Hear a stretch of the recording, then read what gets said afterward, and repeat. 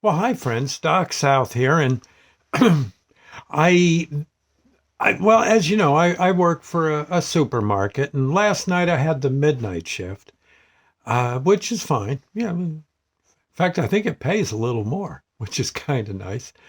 But I was heading home.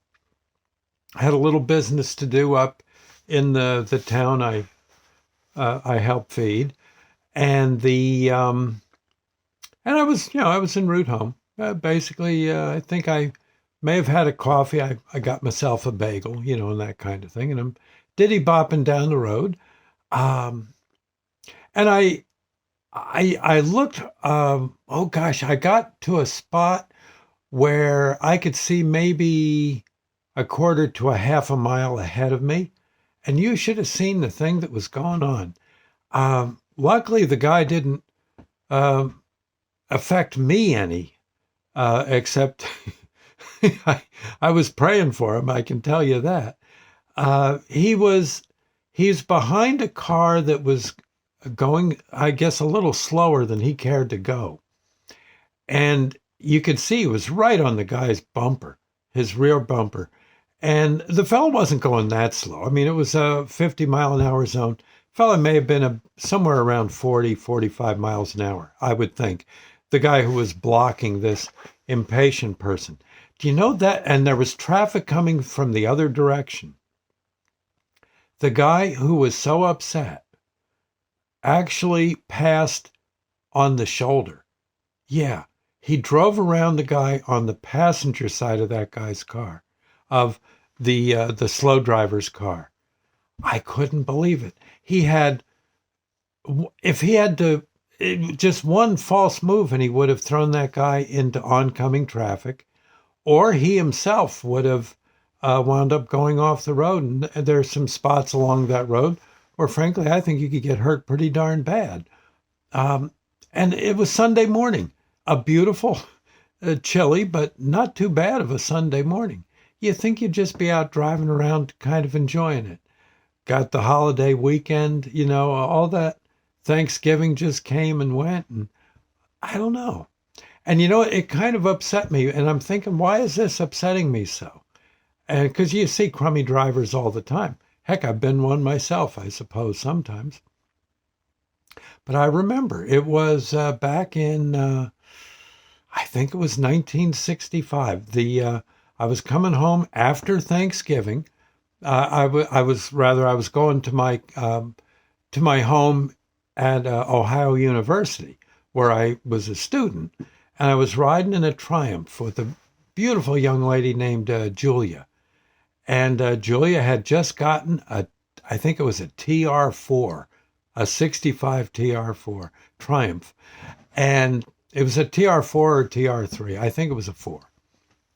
And we're riding down the road, man, not a care in the world, till we hit some black ice on an S curve, and that was all she wrote. Man, and well, we were tooling, probably doing about 50. Hit this S curve, black ice, hit an Oldsmobile head on, went flying over the Oldsmobile, flipping end over end, through guardrails. I can still see the guardrail post pulling the door right off of Julia's side of the car. Um, we flipped out over an embankment and flew between a bunch of big trees and landed on our wheels in a ravine below, probably about a 20-foot to 30-foot ravine. And we lived. I wasn't in good shape. I was beat up pretty bad. Julia, actually, I think she may have twisted a finger. That's about it. Yeah, bless her heart, and I'm glad because she was one very nice person. And oh, she was just devastated looking at me. Of course, I was bleeding like a stuck pig, and uh, you know, just I was in bad shape. And I got to I wound up spending a few days in the hospital out in, I think it was Bel Air, Ohio. Julia went on to school, to Ohio University. And I had to go back home, and I spent about a month in in the hospital with my mouth wired shut, big old black eyes. I had to wear a patch over one eye because I would get double vision. My optic nerves were ruined somewhat, and I was a photo major. There was a chance I wouldn't be able to see properly. Luckily, that all cleared up. Of course, teeth were dripping out of my mouth, and I was, like I said, wasn't pretty. Luckily, it was relatively, it took time to heal, but I was, you know, as good as can be in a while, a few months. But the thing is these accidents happen bang, just like that. You pull a dumb move like passing someone, getting on the shoulder to pass someone at highway speed. God, you are so asking for it. I don't get people. I mean, what are you going to save? Maybe 20 seconds on the trip. I mean, even if you really have to go to the bathroom, and I mean really have to go, so you pull over and you run into the woods. If I would have, I'll bet you the guy was just late for church, or he was upset that someone was going slower in front of him. I'll just bet you that was it. And it's sort of, I don't know, he was really tugging on Superman's cape, because all it takes is one little, and that's it. You're off to the hospital. From having done rescue, I can tell you, auto wrecks, a lot of times, thank heaven, the way cars are built, people get out of them pretty much okay. But things can happen, and man, you can be hurt. Well, you can be killed, and in a very bad way. You've got to be careful. Those cars, they're great.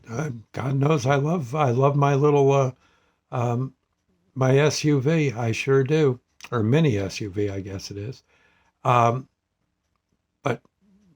in a heartbeat, you can be you can be in a real pickle, and I can tell you don't want to get hurt seriously. It's bad news. I won't begin to. I just couldn't tell you some of the stuff I saw, and the things that happened to folks. Just absolutely unreal. So be careful out there. God, a guy doing 40 in front of you, just wait till you get to a passing zone and go around him. That's all. And or just back off a bit and enjoy the ride. I don't know. I don't think it was any. I know darn well if you could have caught up with that guy, there was no real reason to do what he did. He was just feeling insulted. My opinion, anyway. And I think I'm right. Anyway, I'll see you later, friends. Thank you. Oh gosh, be careful out there. Okay? Holidays are coming up. You want to be around for Christmas. You want to be around for New Year's. And all the different things life hands you.